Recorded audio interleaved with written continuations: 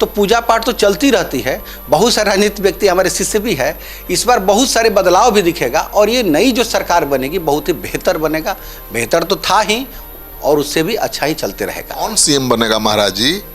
देखिए ये तो अभी मैं इसको आपको नहीं कहूँगा, लेकिन मैं आपको एक कागज़ पर लिख कर दे दूँगा, इतना ज़रूर कहूँगा। और आज ही के डेट में आप उसको रिकॉर्ड कर लीजिएगा। मैं जो बोलूँगा महादेव कृपा से, उनकी इशारा से वो सही होगा। मैं आज दे दूँगा, रखिएगा। और आज का डेट मैं अपने हाथ से साइन करके दूँगा। आप देखिएगा लगभग महादेव कृपा से सत्य होगा। तो मुख्यमंत्री नीतीश कुमार के राज्यसभा जाने के बाद बिहार की राजनीति में बहुत बड़ा बदलाव आने वाला है। सबके जहन में सवाल है कि अगला मुख्यमंत्री कौन होगा और अगली सरकार जो आएगी वो कैसी रहेगी। तो मेरे साथ हैं जाने माने सदगुरु पंडित अभय कृष्ण महाराज जी। इनसे बात करते हैं क्योंकि ये कई राजनेताओं के लिए अनुष्ठान और पूजा पाठ भी करते हैं। तो आपके यहाँ तो सारे नेता आते हैं पूजा अनुष्ठान के लिए। इस बार तो मंत्री बनने वाले भी आ रहे होंगे, विधायक हैं वो मंत्री बनना चाहते होंगे, मंत्री हैं वो मुख्यमंत्री बनना चाहते होंगे। जी, सबसे पहले तो आपके चैनल को बहुत बहुत धन्यवाद, बधाई। और आप बहुत ही अपने कार्य में बहुत बारीकी से, बहुत अच्छे से कार्य करें, उसके लिए भी धन्यवाद देते हैं। आपने बहुत अच्छा प्रश्न किया। अपेक्षा जो होती है हर व्यक्ति के अंदर में होती है। इच्छा और अपेक्षा एक दो ऐसे पहलू है जो सभी व्यक्ति के अंदर होना भी चाहिए। जो विधायक होते हैं उन्हें मंत्री बनने की इच्छा होती है, और जो मंत्री ऑलरेडी है उनको भी मुख्यमंत्री बनने की इच्छा है, होना भी चाहिए। और मेरे माध्यम से कई हमारे शिष्य हैं जो राजनीतिक व्यक्ति हैं, क्योंकि मेरा मुख्य कारण ज्योतिष पर है। मैं ज्योतिषाचार्य हूँ और ज्योतिष का परामर्श देता हूँ। मेरे माध्यम से कई बनारस के ब्राह्मण हैं जो कि पूजा अनुष्ठान भी करते हैं, क्योंकि हम लोग के पास दो ही शक्ति होती है। नहीं तो पूजा से मैं आपके भाग्य को अच्छा करूंगा या कोई रत्न वगैरह दे के भाग्य को ऊंचा करूंगा।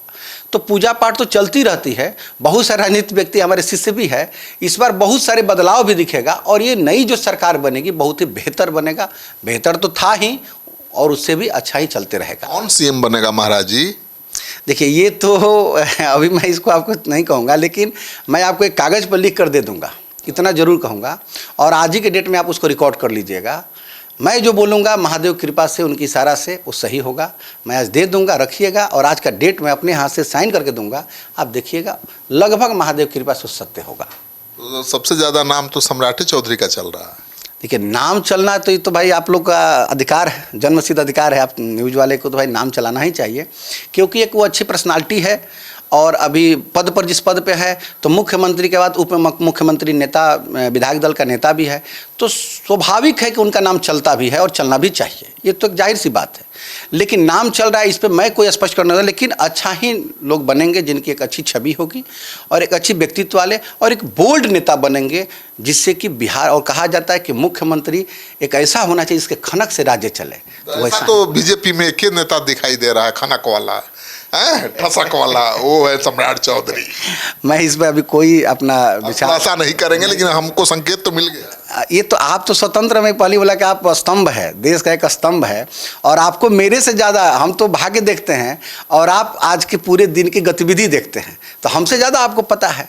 लेकिन बहुत अच्छे व्यक्तित्व वाले व्यक्ति ही मुख्यमंत्री बनेंगे और माननीय मुख्यमंत्री जो वर्तमान हैं उनके इच्छा और स्वीकृति से ही बनेंगे, ये मैं आपको बता देता हूँ। अच्छा, तो हाँ, तो आप देखिए, और आपने पता खोल दिया बिना नाम बताए। नीतीश कुमार तो सम्राट चौधरी जी को ही चाहते हैं। ऐसा नहीं है, कई नेता लोग को चाह रहे हैं मुख्यमंत्री के, तो मुख्यमंत्री जी की इच्छा तो वही न जान सकते हैं। लेकिन यहाँ आगे करते हैं सम्राट चौधरी जी को ये आप कह सकते हैं, ऐसा कुछ बात नहीं है। लेकिन माननीय मुख्यमंत्री क्योंकि एक साफ सुथरा राजनीतिक व्यक्ति रहे हैं और उनको हम लोग आज़ाद शत्रु भी कहेंगे, जिनका कोई शत्रु नहीं है, कोई पार्टी का व्यक्ति उनका शत्रु नहीं है, और जो निरपराध निर्दंडित है, जो कभी उनको दंड नहीं मिला, किसी तरह का उनके ऊपर आरोप नहीं लगा, वैसे माननीय मुख्यमंत्री के आशीर्वाद से ही नया मुख्यमंत्री का गठन यहाँ होगा और उनको नेतृत्व में राज्य चलेगा। नीतीश कुमार तो 21 साल तक बिहार के मुख्यमंत्री रहे हैं, अब दिल्ली जा रहे हैं राज्यसभा का सदस्य बनकर, उनका क्या भविष्य है अब? देखिए, एक उम्र के बाद व्यक्ति की कार्य सीमा और कार्यशैली समाप्त हो जाती है। उनका भी उम्र हुआ, अब राज्यसभा में जाएंगे, वहाँ से मॉनिटरिंग करेंगे इस राज्य का। इस राज्य से उनका स्नेह है, क्योंकि राज्य कुछ सींचे है और हमसे ज़्यादा आप जान रहे हैं, क्योंकि हम तो बाहर से आए हैं और आप यहीं पे रहे हैं। आप जान रहे हैं कि इस राज्य को सुधारने वाला और राज्य को चमक देने वाला, राज्य को आज इस स्थान तक पहुँचाने वाला माननीय मुख्यमंत्री नीतीश कुमार जी हैं। इसमें कोई झुठलाया नहीं जा सकता है। लेकिन आज भी वो दिल्ली में रहते हुए इस राज्य को कभी नहीं छोड़ सकते हैं, क्योंकि राज्य के जनता उनके पुत्र समान है, उनके स्नेहित समान है, उनके बच्चे समान है और ये राज्य के एक एक व्यक्ति में उनका व्यवहार छुपा हुआ है, स्वभाव छुपा हुआ है। तो माननीय मुख्यमंत्री जी सब दिन यहाँ पे अटैच रहेंगे। सारे, अब नई सरकार बन रही है तो सारे विधायक मंत्री बनने के लिए बाबा के दरबार में हाजिरी लगा रहे हैं।